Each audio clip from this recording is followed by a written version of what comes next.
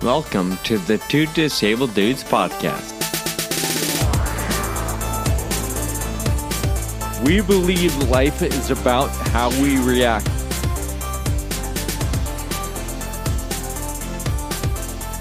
Hey, welcome to the Two Disabled Dudes podcast. Thank you for listening today. My name is Sean, and I am so glad you're tuning in today. Kyle, I've been dying to tell you an encounter I had not too long ago that I found incredibly surprising and very frustrating. You ready for this? I'm excited to hear it, yeah. We've all been there, right? And we've even thrown shade at businesses that maybe aren't the most accessible, right? Maybe do the bare minimum in accessibility. Mm-hmm. And I felt like most of the time we've thrown shade on coffee shops and hotels and, run-of-the-mill kind of businesses, one on every corner. Yeah. Okay, well, I had to have my wheelchair repaired recently, or I chose to have it repaired. And New Motion is the company that I'm most familiar with.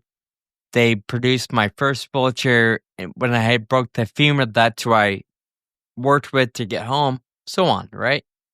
Well, New Motion in Sacramento moved a couple years ago. So their first building was great, no issue. But the building they're in now, is in an area of town I'd rather never visit. And it's obvious, I went there early on after they're moving, or after they had moved, and they were doing some renovation to the door and accessibility and making an automatic door, and it was obvious they were going to upgrade a little bit. They had to add a curb cut, Kyle. Mm-hmm. Mm-hmm. The curb cut is cut into a standard parking spot. Oh. So anybody somebody can park in front of it and block the curb cut. Oh my God. The building is in this sort of industrial strip mall, if you will. So there aren't multiple curb cuts. This is the only one. And I pulled into it a couple weeks ago to drop my chair off and noticed a van similar to yours, very obviously has been worked on. And I realized this van parked right in front of that spot. I'm like, I don't know how I'm going to get, thankfully with the walker, I can lift it up, so whatever. But as I was getting out of my car, I realized this van has motorized. Awesome, wait. So if it's a wheelchair van, how did the person in the van get it? So I don't know that they realized what they were doing when they parked, because they did park next to the hash area, which makes sense, right? So they could get out. But then after they figured that out, and there was a passenger who came in to, set the appointment or be like, hey, we're here. Can somebody come help? Well, it was time for the driver, who was in a motorized wheelchair, time for him to back out and come out of the van. He started to and had to get back in the van in order to back the van up 3 to 4 feet so that he could come around and get up the curb in his wheelchair. Everything about it was absolutely asinine. And I'm looking at it like, are you kidding me? Like, that's dumb. And for a building, or at least not the building, but a facility that specializes in mobility equipment, you would think they have a pretty good understanding of what works and what doesn't. I was floored by the setup. Yeah. And the curb cut wasn't even complete. They had to come back and they add a layer of asphalt to continue the ramp so that the curb and the parking lot met. Oh my gosh. So I have a couple thoughts. One is, I imagine that wheelchairs and wheelchair repair is not a huge margin business. So, they're not in a mall or a super, right? They don't have extra cash to throw around. However, I will say this, that a lot of the stuff I see and it probably like in this case, all it would have taken was like somebody with their shovel to like pay a little extra attention, or you know what? Just put some hash marks in front of that curb cut. Like, that's not hard. That doesn't cost a lot of money. To me, the answer was, instead of that being a spot, that should be the hash area. Like, that would eliminate a lot of headache for a lot of people. And you still have the same amount of spots. Like, it's not like we're losing it. You're just... Anyway, I'm in a bad mood. I'm kind of voicing it. The people in the van were, like, what the heck? So we're all kind of, like, talking. I'm like, yeah, this is crazy. And one of the guys was like, yeah, it's the landlord in the city. They're not getting along and blah, blah, blah. And I'm like, I don't know the rules. I don't know the building codes. I have no idea. But it's your business. Yeah. Work with the landlord to make it make sense for the people you serve. But whatever. You want people to come back. And like, I imagine that you're not excited about going back if you have to. I don't ever. Well, I'll save that for another episode, but back to your comment. I don't know if they're a small margin business. And the reason why I say that is 90 some odd % of their clientele are going to get assistance through insurance and Medicare and Medi-Cal and whatever else might exist. So I have a feeling on the bottom line, there's a lot of cash flow. Yeah.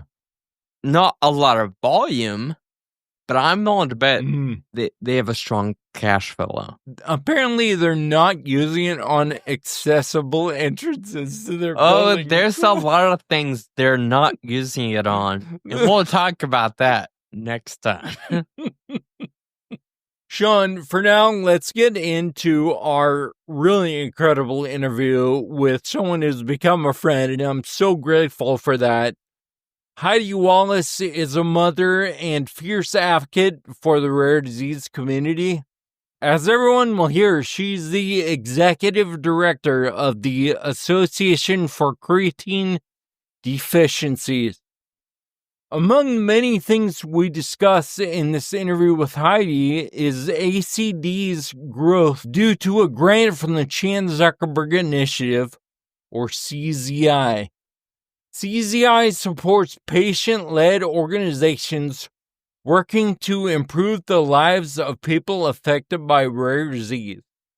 Through their grant program plus mentorship and training, they help organizations build capacity to advance the science aimed at treatments and cures. She also mentions the grant they are receiving through the Uplifting Athletes Young Investigator Draft. Check out episodes 252 and 253 to learn all about Uplifting Athletes. Heidi's built a wonderful team at ACD, and we're proud to have her as a leader in the rare disease community. Enjoy our conversation with Heidi. Heidi, welcome to the Two Disabled Dudes podcast. We're here in Philadelphia for the Young Investigator Draft. Thank you so much for being here with us. Thank you. Yeah, we're super pumped to be here and be with Uplifting Athletes and have our researcher picked. It's amazing. So, as we get started, why don't you tell us a little bit about creatine deficiency disorder, and let me know if I'm referring to it correctly too. Yeah, you bet. We use the general term creatine deficiency, but we actually have 3 different disorders. And it's kind of a complex system in a way. You have two enzymes that work together on the food you eat and eventually turn those ingredients into creatine. And then the creatine is available in your blood and you need a transporter, pull it into the cells and make it available to support your ATP cycle.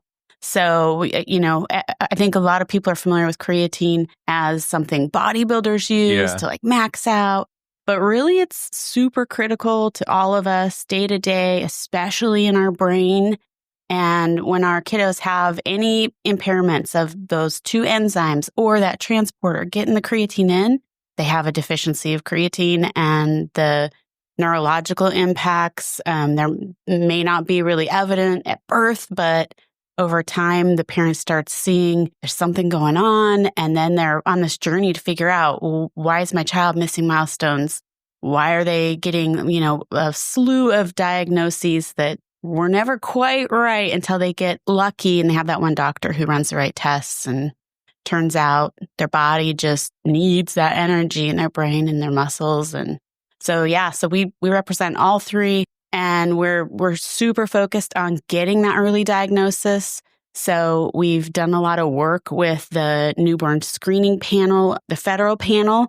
We advocated with them for like 6 years until the Secretary of Health signed off on, creatine deficiency type 2, GAMT, I recommend is screened in all the states. Now we're state to state going, hey, are you adding GAMT? Are you adding GAMT? And we're kind of following the same formula with the other two disorders, AGAT and creatine transporter deficiency, and looking at how can we test this? How can we get all the newborns tested? And ultimately, we want to shut our doors. We don't want to be a charity, right? We don't want to be needed. And we want everyone diagnosed at birth, started on a treatment that works, and not experiencing, any surprises and struggles and the things our kids go through, from speech delays to seizures to low muscle tone and on and on. So I'm executive director of Association for Creatine Deficiencies. And it's a nonprofit founded in 2012, started by a group of 3 parents who came together and said, there's this need, someone's got to stand up for this community and get the treatments, get the newborn screening, and we're stronger together. We're stronger together with the 3 disorders coming together because ultimately we all want the same thing, that creatine in the brain, and they formed the org. So, are there treatments available right now? So for the first 2 where you can't make the creatine, you can take creatine. And it's a little bit of a emotional story for the parents who find out, if I just gave my kid this thing I could have bought online or at my local health store, they would have been fine. And if someone would have just told me. So that's my story. And that's how I ended up in nonprofit and in this org. Is I have my daughter, Sam, who's 21, and she was our first child. We thought she was doing great. She was doing great. She was very engaged and thriving until she started not to be. And looking back about a year, I knew there were some differences between her and peers. And she got an autism diagnosis at 3. And it was finally at 5 years old, she started to have some seizures. And we got in with the right neurologist who ran the right test, who said, hey, you've got this creatine deficiency. Go to genetics and get started on taking creatine. And she went from nonverbal at 5.5 to about a year later, she had sentences of 5-6 words. Her reading and math and all this kind of picked up, but she's 21 now and she is intellectually disabled. She has seizures and they cause a lot of bodily harm from falls. And I have a son who's 13, and we knew because of Sam that Louis needed to get tested right away. And we ordered the tests at birth, and he has GAMT also, and he's 13, and he plays hockey. He's never had a seizure. He's just your typical 13-year-old and just taking creatine 4 times a day, keeping that supply up. Long story short, there is a treatment for the 2 types of creatine deficiencies that lack enzymes to do the work of making creatine, but creatine transporter deficiency is the really tough one. We don't have something yet that we can get to transport into the cells and deliver creatine, but we've got a team of researchers around the world. And I think that's the most impactful thing that the org's been able to do, is really unite that community, right? We have these international symposiums where we're bringing everyone in from around the world and sitting down in the same room and saying, okay, what are you working on? Share your research. And they'll stand up in the meeting and say, oh no, I've tried that. Let me, hey, I'll share this mouse model with you or whatever. And it's just like, once we really started that, and really we started that 2018. And then thanks to our CZI grant, that sped up and it's become this regular meeting that everyone can plan on. And it's been so impactful. And also, you put those meetings together and the researchers who are off in some other country where maybe they've never even seen a patient, they go to this meeting and they see these kids everywhere and they go, oh my gosh, this is why I'm doing what I'm doing every day and I got to hurry up. So it's really exciting. It's really rewarding, but it's not quite enough yet. Yeah. You mentioned that your work sped up because of the CZI grant. And I know that that's the story for a lot of people. And CZI has been really impactful, it seems like, to speed organizations up. And so can you point to a couple things that were sped up because of that grant? Yeah. So, the money definitely helped in that grant period, right? And you needed to use it and you needed to invest it. And it made such an impact that it kind of carried itself forward. So, like I said, we'd had that first scientific meeting and it was a big deal to put that together. And it was all the funds we had saved for quite a while. And I even hate to say saved funds because it sounds like you're sitting on donations, like am I giving to a cause that can't act on this right away? But that really changed everything. So now it's like if we have a fundraiser, we had a fundraiser that just ended and we've almost awarded all of the money because what the grant did was it created a community of people who trusted us. They saw us being able to take action. They got the vision. I think that's one of the hardest things with a nonprofit and a rare disease. You talk about these disorders, no one has ever heard of them. And there can also be this sense of, well, that's a small community. Shifting that mindset from it's a small community to, oh my gosh, this is a small community where I could have big impact. It's the same story. It's just a different way to look at it. And I think that finally this small org being able to put together, we put together a gene therapy consortium. And that was, those were meetings. Those were invitations to people to say, you're in this space, maybe you'd be interested in gene therapy. There weren't a lot of projects going on at that time. We had the meetings, we had really small grants, and it got people to go, yeah, I want to start working on this. Yeah. And now we've got some pretty advanced gene therapy projects for all three disorders. It just created momentum. And unfortunately, that does take some seed money, but it makes all the difference. Now we've got this consortium. Now we are doing regular annual fellowship grants. All of a sudden, the researchers start turning to us when they have an idea. Instead of going, I have an idea, but I can't afford that. I don't have, they feel like they're alone and they give it up. Now they've got somebody to turn to and go, hey, what do you think? Let's partner. So. Yeah. And I mean, with the young investigator draft, I can imagine that a young researcher is like, oh my gosh, I can make a career in creatine disorders because of this organization. Yeah. And because I have connections. There's hope. There's hope out there. Yeah. I'm not working against a dead end here. And our draftee is Dr. Charles Kuntz from Purdue University. And he is a former fellowship awardee. Yeah, he had a grant and his lab has done so much work. And they're the first ones to jump up at meetings and say, oh, let me help. They're so collaborative.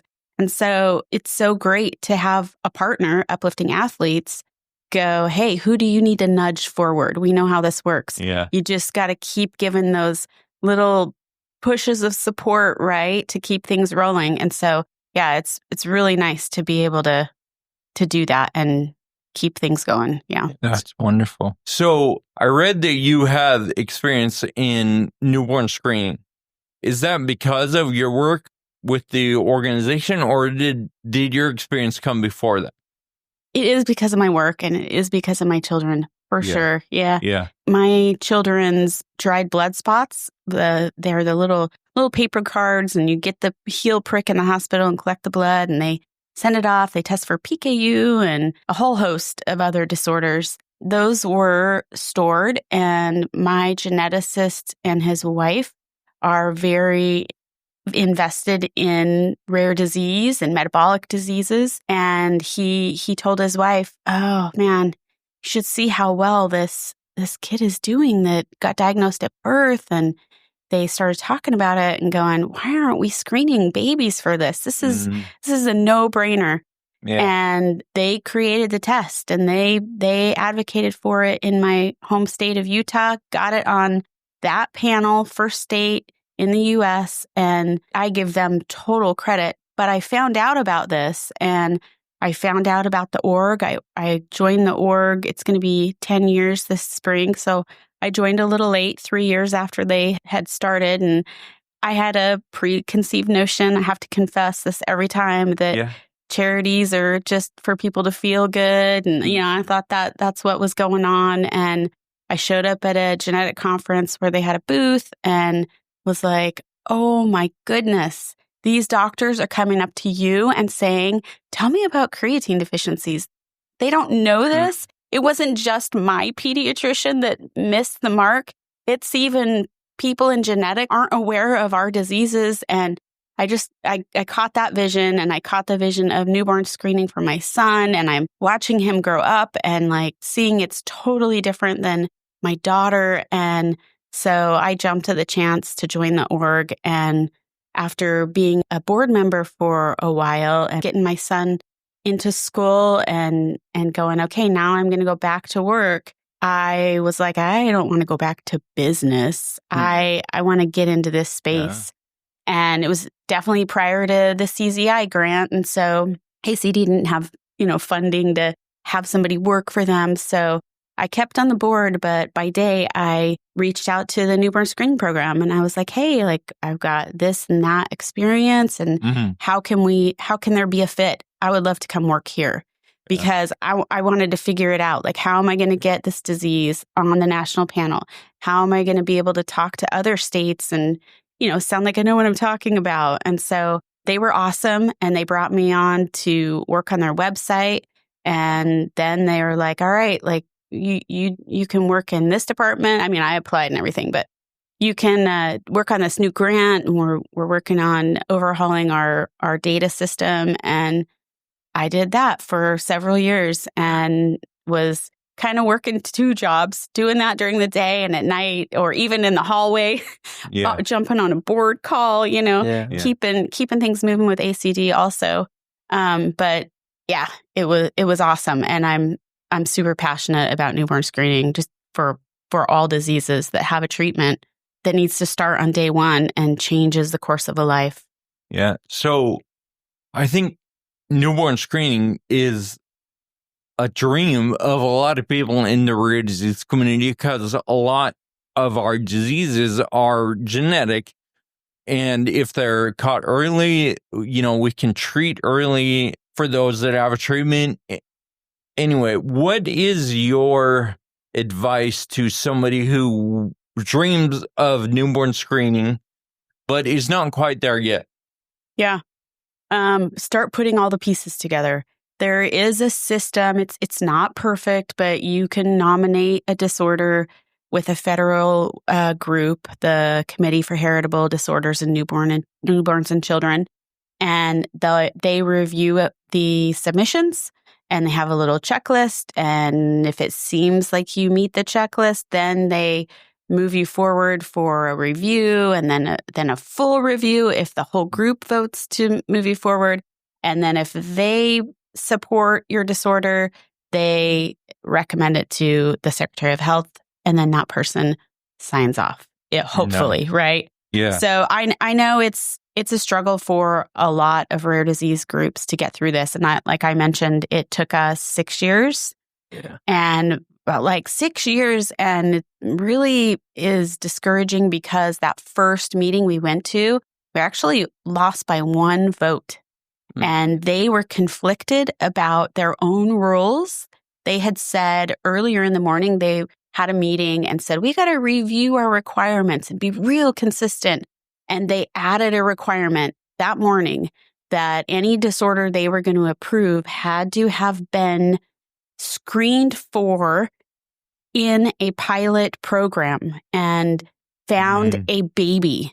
And when Utah hadn't even found a baby still. So like we didn't have that baby, and my baby didn't count because we had the family history. We took blood and we had it tested, plasma, not a dried blood spot in a public health lab. And so they made this arbitrary decision in the morning. So come time to vote on my disease, they're like, well, we can't cross ourselves. I mean, this is perfect.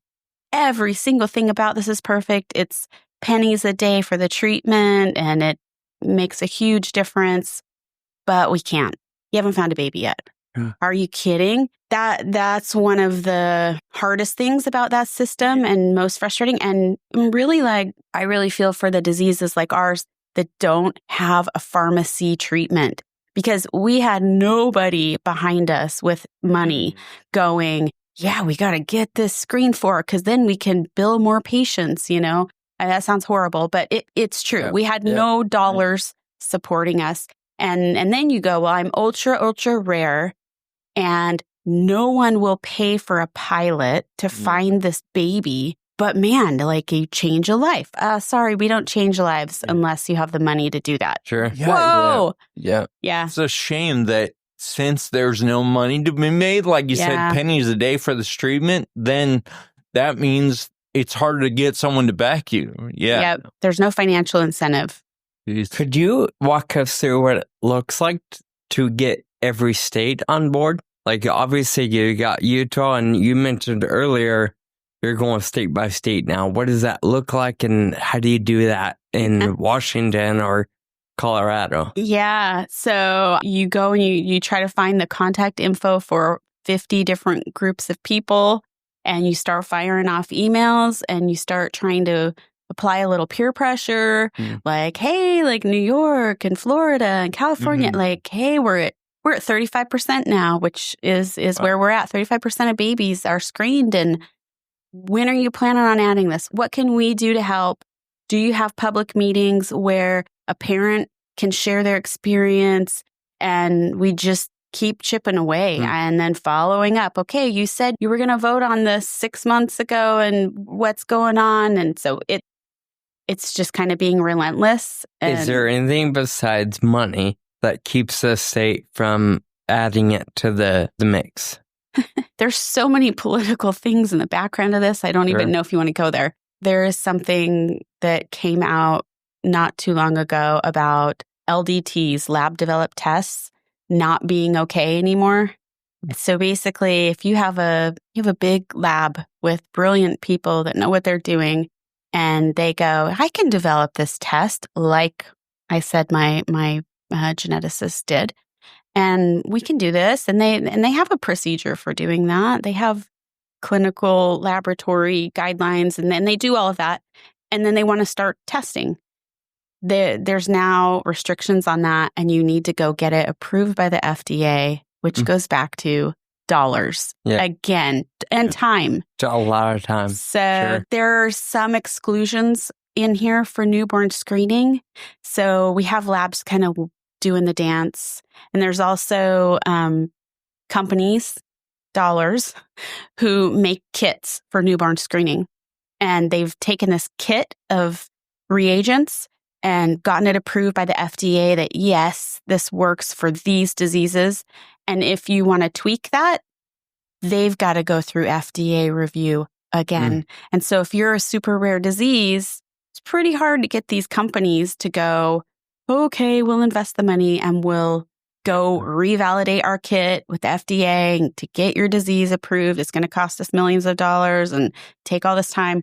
So again, I think it's the peer pressure. And it's actually the one good thing about the RUSP, the Federal Recommended Uniform Screening Panel of Diseases, is, okay, we've got the buy-in from Secretary of Health. We're on the list.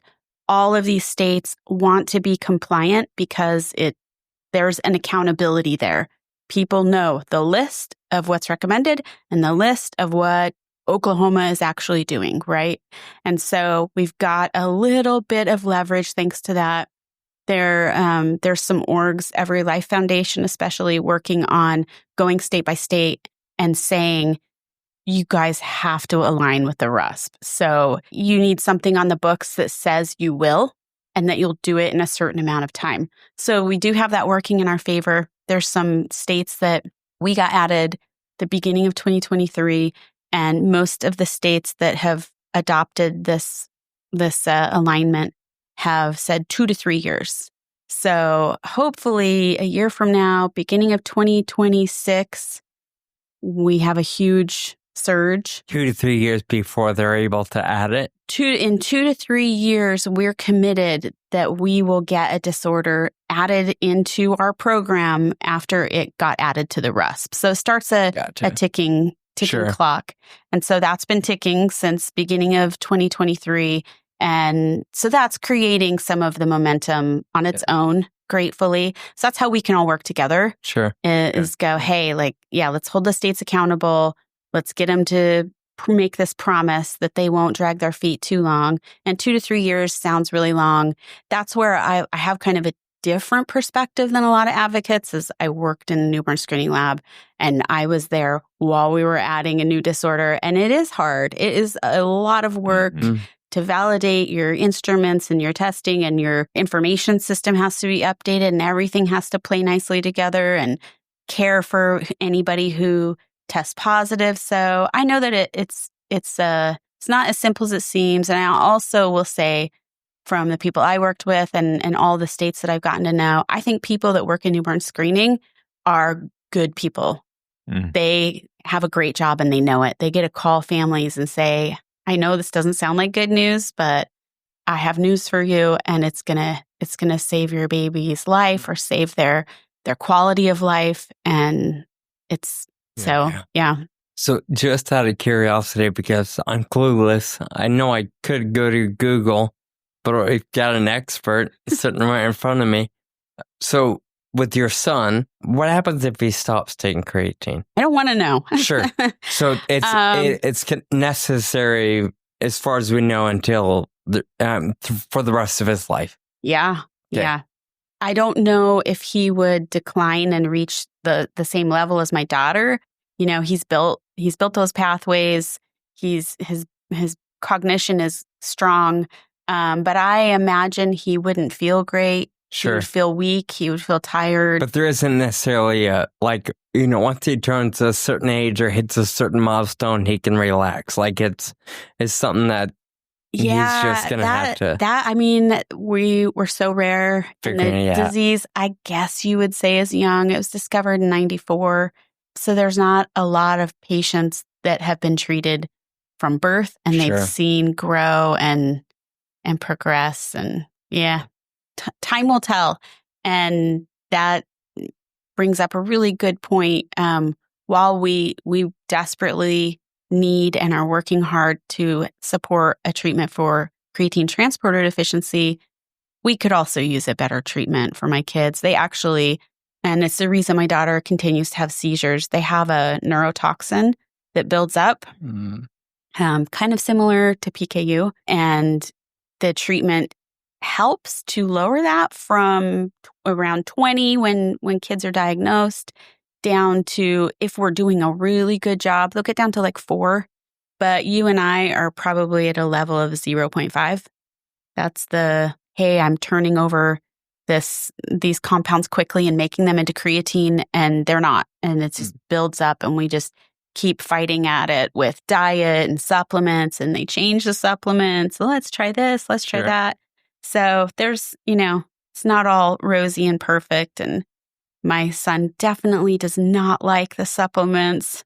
So, but, we push forward, and I hope that he doesn't have increased risks of neurological disorders down the road. Sure. Because of years and years of that being elevated, but we just don't know. Yeah.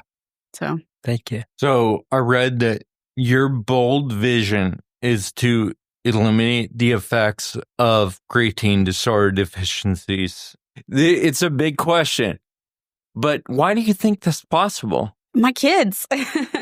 My kids, yeah. And it's been interesting over the years. CTD is more prevalent. There's more. I have more board members with kids with CTD. I know more people in my community. And for a long time, I was the primary person that responded to those first emails and first Facebook support group requests to join. And I really know my community, and I know what the difference has been for my daughter and my son to have creatine from birth or not. It fills me with guilt and hope. So I feel guilty that my friends with kids with CTD don't have anything. And they get that diagnosis. I got the diagnosis, and I was truly excited after 5.5 years of banging my head against a wall. Hey, there's something that we can do to help her. Yeah. Oh, thank goodness. And you know, as much as I say she's intellectually disabled, she has seizures.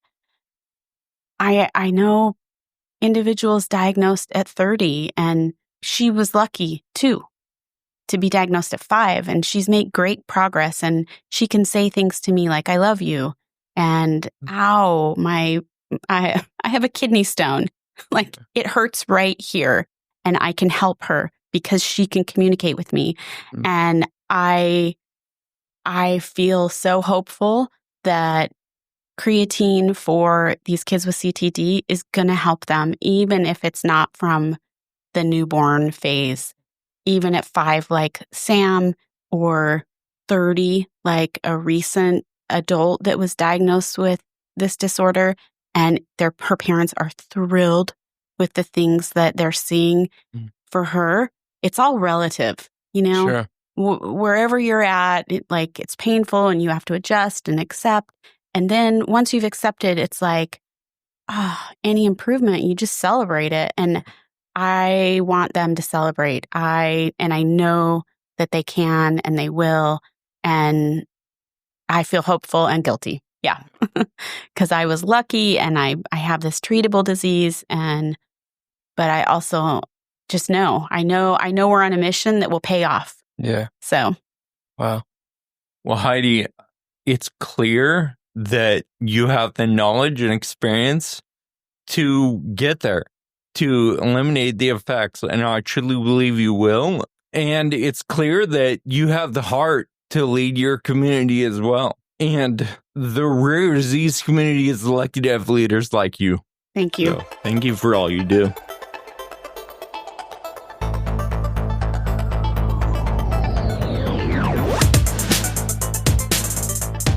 Well, Kyle, like you said in the beginning, I'm so grateful as well for her leadership. It's obvious that she's committed and passionate about making positive improvement for families that are suffering with these conditions. And the no-brainer part for me was, in 2 of these cases, the answer is really simple. It's just about getting the word out. Well, yeah, I think simple is a fair way of putting it. It's maybe not the most attractive, like her son hates the creatine. I do believe just educating the masses will help a ton of people, and she seems to be the perfect fit for the role she's in. Yeah, in many cases, that seems to be the thing, getting the word out. Yeah. And she has acquired so much knowledge and experience, and she's not shy about sharing it. Yeah. That's what it takes to get these things done. Yep. Agreed. So again, Heidi, thank you for coming on the show. Of course, Kyle, let's move into our thank you notes. As folks know, we like to end every episode with what we call thank you notes, some gratitude to just help keep us centered on the good things in life. So, Kyle, who are you throwing your thank you to today? I want to thank our mutual friend, Andra, because she's the one who introduced us to Heidi. Yeah. And also to Jeff who people might know from one of our social media clips. We got to interview him as well at the Uplifting Athletes Young Investigator Draft. So anyway, that's due to Andra. And Andra, thank you for that introduction. Absolutely. And for the record, Andra, I do miss you. My thank you note is going to some dear friends of mine that I've worked with off and on for, 15 years with the grocery company I'm with. Hanan, her husband, and her daughter, they're tremendous, fabulous people, very supportive of everything I do on this podcast and Determinants and my life in general. Well, I ran into Hanan a couple weeks ago, and she was like, "Hey, what are you doing Sunday?" I'm like, "God, it's rare that I'm free on a Sunday or maybe even in town, right?" So it just happens to be the one Sunday this month that I'm not traveling. So she's like, "I'm having people over in the mall. Come over for dinner." Dude, I don't know how to tell you, but going to her house for dinner is like going to a 5-star restaurant, or a Michelin star restaurant, right? Oh, nice. She goes all out. Her cooking is out of this world. She's very meticulous about the whole display, the decorations, everything. She just goes to the nines. And there was 8 of us, and she just treated everybody like royalty. And while there, I realized everybody, if you're at her house, your family, it doesn't matter who you are, or what you come in with, or how they know you. So Hanan and family, thank you for the sweet friendship that you offer. Oh, that sounds incredible. I'm down. Next time I'm in town, man. Yeah, the house isn't accessible, so I don't know that you'd be able to. Once again, thank you to Heidi Wallis for sharing a little of your story and all the incredible work you're doing. Check out our show notes for the links to ACD and some of the other stuff that we talked about in this episode. Please share this episode with a friend if you like what you hear. Subscribe on all your podcast platforms. Please leave us a review. Until next time, keep living with urgency. Thank you for listening to the Two Disabled Dudes podcast. This show is possible with your support. Visit twodisableddudes.com to stay connected. Find us on Facebook and Instagram. And be sure to subscribe on your favorite podcast player.